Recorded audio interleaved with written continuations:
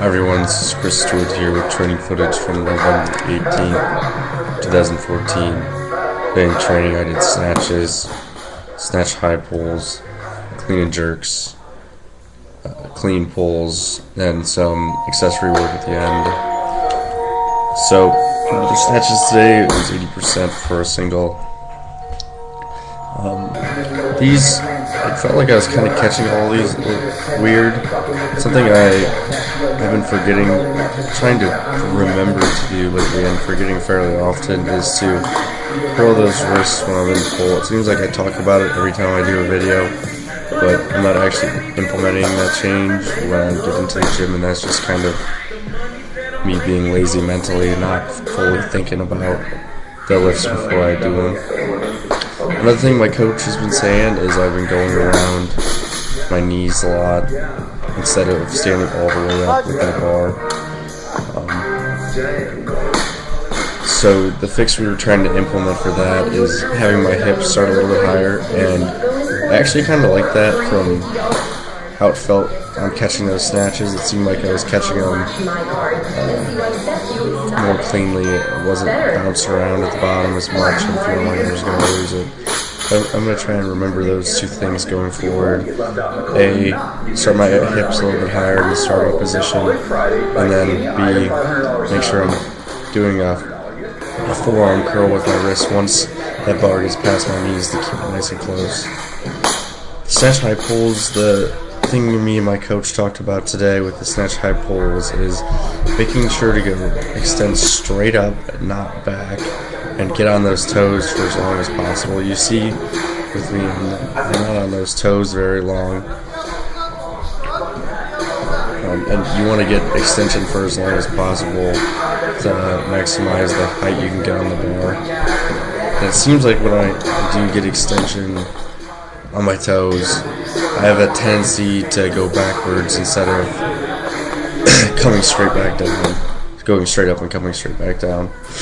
As you can see with that last snatch high pull there, I lose my balance, and that's kind of a telltale sign if you're doing it well, if you're going up and down or not, as if you landed the same places where you started.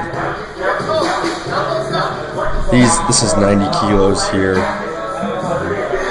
It's a good weight for me to be working at. I'd say it's fairly challenging. I probably could be going heavier, but I mean, I have technique issues here. You can even watch my feet, and you see them slide back ever so. And I don't think we want that happening.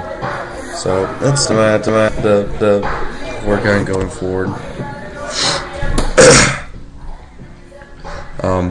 So the next thing we're going to be moving on to is clean and jerks.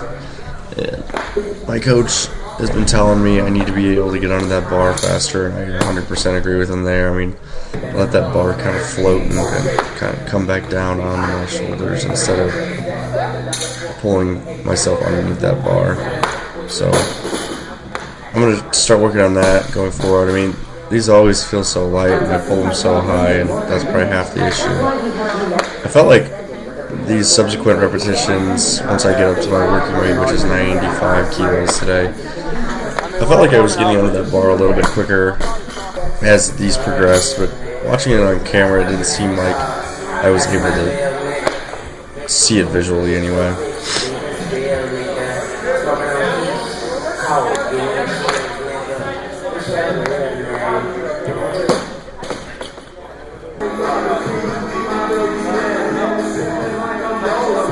So here's where I'm going to start getting up to working weight. You can see that bar kind of just floats on my shoulders instead of me pulling myself aggressively underneath the bar.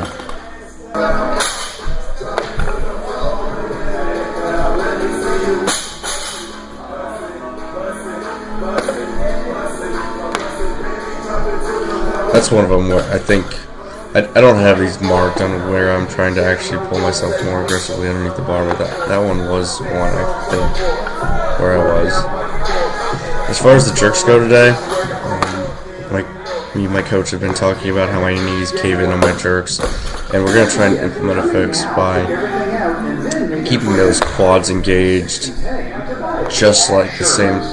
So I have the same thing kind of happen on my squats as well when the weight gets heavy. It's called, I think it's called valgus knee.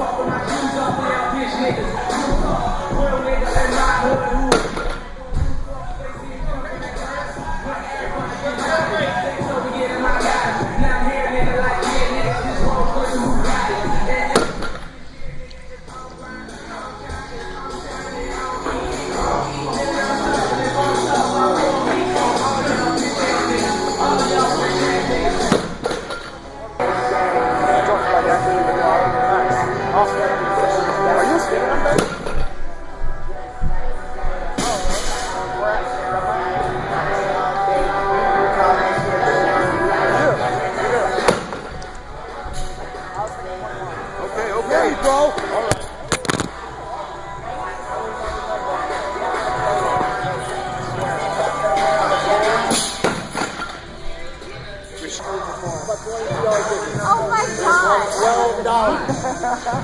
That was chances to win. I won $12. That's should have won with $85. I bet you would have came close to your money back.